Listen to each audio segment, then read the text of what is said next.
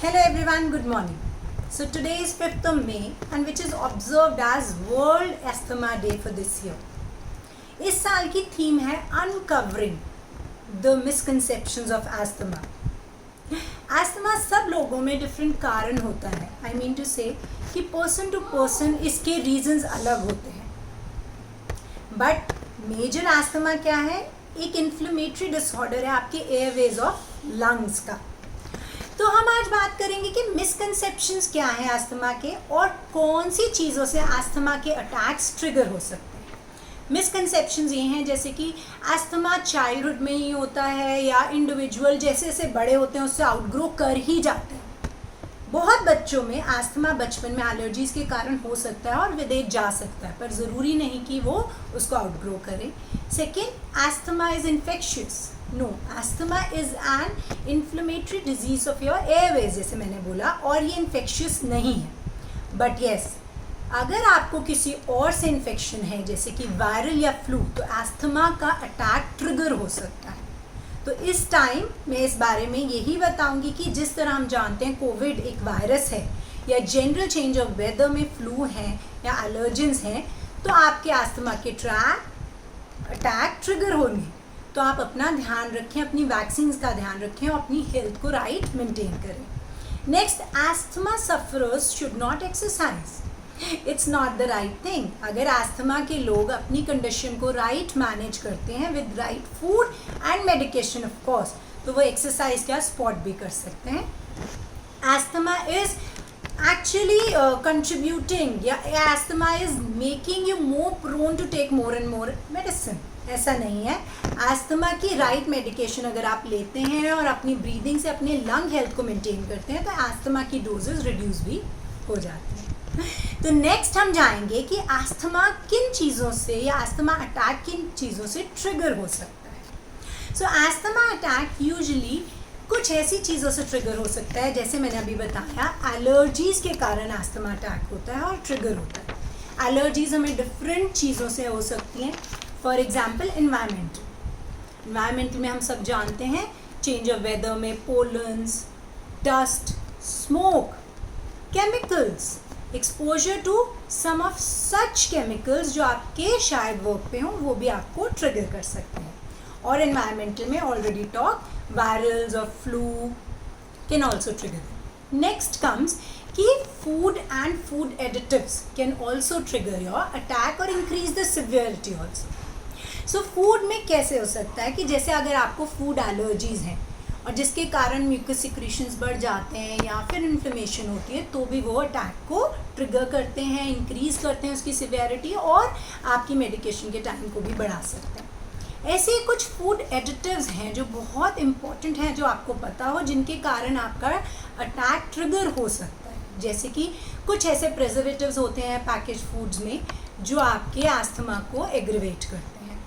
कुछ ऐसे केमिकल्स हैं जैसे सल्फेट, सल्फाइड्स जो अगर आप लेते हैं तो आपका अस्थमा और वर्स कर सकते हैं. या फिर कुछ स्टेबलाइजर्स भी होते हैं हमारे टिन्ड फूड्स के अंदर. तो जिनको अस्थमा है उनको ये कोरिलेट करना है अपनी फूड डायरीज़ को मेंटेन करके या अपनी न्यूट्रिशनिस्ट की हेल्प से कि कौन से ऐसे फूड्स हैं जो अस्थमा को आपके और ख़राब करें. नेक्स्ट कम कुछ ऐसी कंडीशंस हैं आपकी बॉडी में जो अस्थमा के लिए और ख़राब हो सकती हैं और उसके अटैक्स को ज़्यादा फ्रीक्वेंट कर सकती हैं. So talking one by one is like obesity.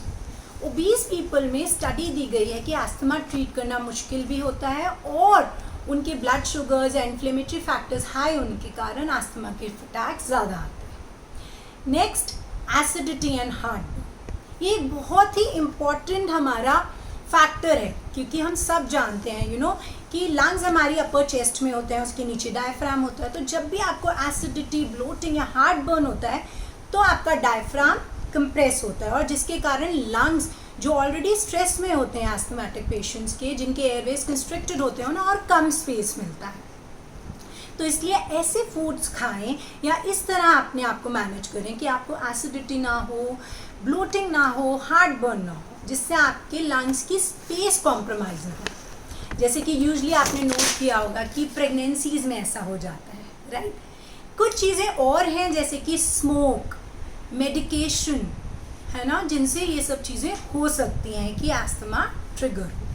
तो हम अब आगे बात करेंगे कि कौन से ऐसे फूड्स हैं जो हमें ऐड करने चाहिए ताकि आप इन सब को मैनेज कर सकें सही चीज़ों से।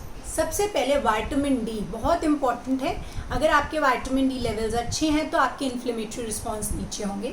मैं इस बारे में अपनी कोविड सीरीज़ में भी आपसे बात कर सकती हूँ कि विटामिन डी की काफ़ी इंपॉर्टेंस है किसी भी इन्फ्लेमेटरी रिस्पॉन्स को फाइट करने के लिए और डिजीज़ में इन्फेक्शन को भी फाइट करने के लिए। नेचुरली ये फिश, एग्स या फोर्टिफाइड फॉर्म में ही आता है। तो जो वेजिटेरियन है या नॉन वेजिटेरियन भी अपनी सप्लीमेंटेशन का ध्यान रखें। Next is beta carotene rich foods. Beta carotene is a precursor of vitamin A, और विटामिन ए मैंने ऑलरेडी बताया है कई बार आप लोगों को कि बहुत रिच इन एंटीऑक्सीडेंट है और लंग हेल्थ के लिए काफ़ी इंपॉर्टेंट है, स्टडीज प्रूव कर चुकी है। तो आप अपनी रेड एंड ऑरेंज पिगमेंट वाली सब्जियां और ग्रीन लीफी वेजिटेबल्स को इंक्रीज करें, जैसे कि कैरेट्स, स्पिनच, ब्रोकली। इससे आपका लंग हेल्थ मेंटेन रहेगा और आप बेटर फील करेंगे।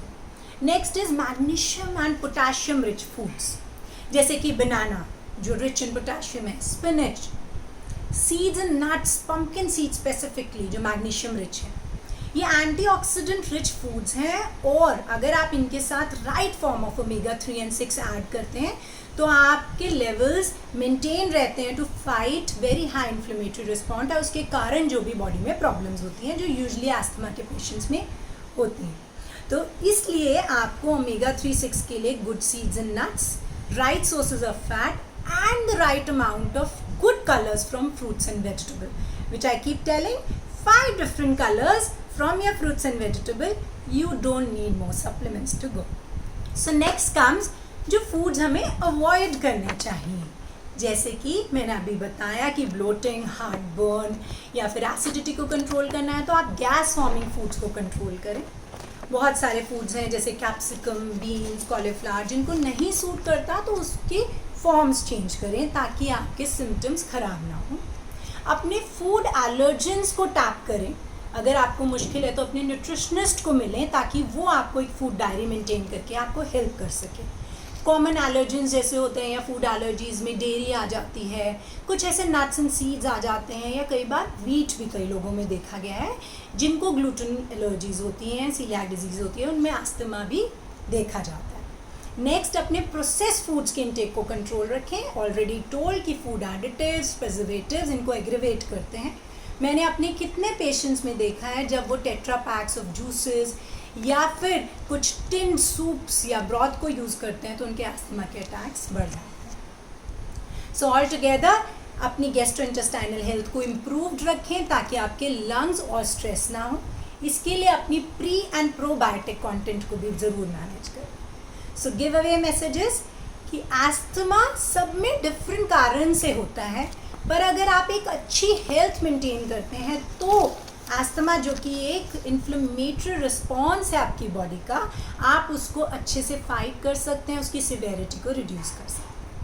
अगर आपको इससे रिलेटेड कोई भी इंफॉर्मेशन चाहिए तो आप मुझे कांटेक्ट कर सकते हैं मेरे फ़ोन नंबर पे 9878861860, या फिर आप मेरी वेबसाइट विजिट करें ताकि मैं आपको हेल्प कर सकूं अपनी इस कंडीशन से फाइट करने में। Always with you, till then stay safe, stay home, thank you and take care.